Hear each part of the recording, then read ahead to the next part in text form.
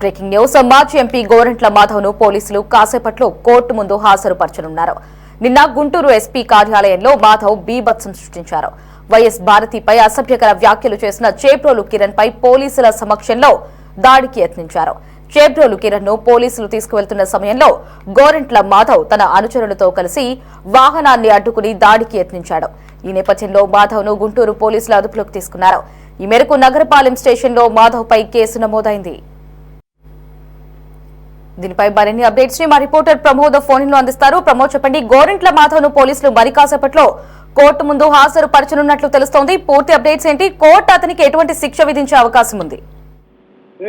లహరి, ఏదైతే వైసీపీ మాజీ ఎంపీ గోరంట్ల మాధవ్ ను గుంటూరు పోలీసులు అయితే అదుపులోకి తీసుకున్నారు. వైఎస్ భారతిపై అనుచిత వ్యాఖ్యలు చేసినటువంటి చేబ్రోలు కిరణ్ ను కిడ్నాప్ చేసి అతనిపై దాడి చేసేందుకు కూడా మంగళగిరిలో ప్రయత్నించి ఆయన కారును వెంబడిస్తూ కూడా గుంటూరు ఎస్పీ కార్యాలయానికి చేరుకున్నారు. ఎస్పీ కార్యాలయంలో కూడా చేబ్రోలు కిరణ్ పై కూడా దాడి చేసినట్లు కూడా పోలీసులు నిర్ధారించారు. అయితే ఆ నగరం పోలీసులు అదుపులోకి తీసుకుని విచారించిన అనంతరం ఈ రోజు కోర్టులో హాజరుపరిచే అవకాశం అయితే కనపడతా ఉంది.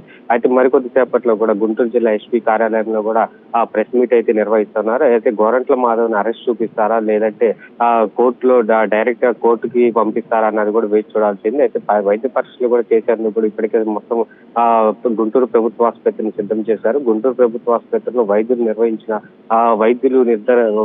వైద్య చికిత్సలు చేసిన అనంతరం అక్కడి నుంచి కోర్టుకు తీసుకొస్తారు. అక్కడి నుంచి కోర్టులో రిమాండ్ రిపోర్ట్ అయితే రెడీ అయింది. రిమాండ్ రిపోర్ట్ లో ప్రధానంగా చేబ్రోలు కిరణ్ పై చేసినటువంటి దాడికి సంబంధించి కావచ్చు, లేదంటే కిడ్నాప్ కి సంబంధించినటువంటి పూర్తిగా దీనికి సంబంధించి అతను అక్కడ నుంచి వెంబడించి చెప్పారని చెప్పాడు ఇప్పటికే పోలీసులు అయితే చెప్తా ఉన్నారు. ఈ నేపథ్యంలోని ఇటు వైసీపీకి సంబంధించినటువంటి కొంతమంది నాయకులు పోలీస్ స్టేషన్ కు రావడం జరిగింది. అయితే వైసీపీ మాజీ ఎంపీ గోరంట్ల మాధవ్ ని తక్షణమే మనం చూపించాలి, అతని అరెస్ట్ పై మాకు అనుమానాలు ఉన్నాయంటూ కూడా వాళ్ళు ఆలోచన అయితే వ్యక్తం చేస్తా ఉన్నారు. ఏదైనప్పటికీ మరికొద్ది సేపట్లో గుంటూరు ఆ జిల్లా కోర్టుకి అయితే తీసుకొచ్చే పరిస్థితి అయితే ఉంది. ఏదైనప్పటికీ ఇప్పుడు ఎటువంటి సెక్షన్లు నమోదు చేస్తారో ఇంకా తెలియాల్సి ఉంది. అయితే ఏదైతే సెక్షన్ కి సంబంధించినట్టు ఎటువంటి సెక్షన్లు పెట్టారో దానికి సంబంధించినటువంటి 14 రోజులు రిమాండ్ పడే అవకాశం అయితే కనిపిస్తా ఉంది. Right Pramod, thanks for the updates.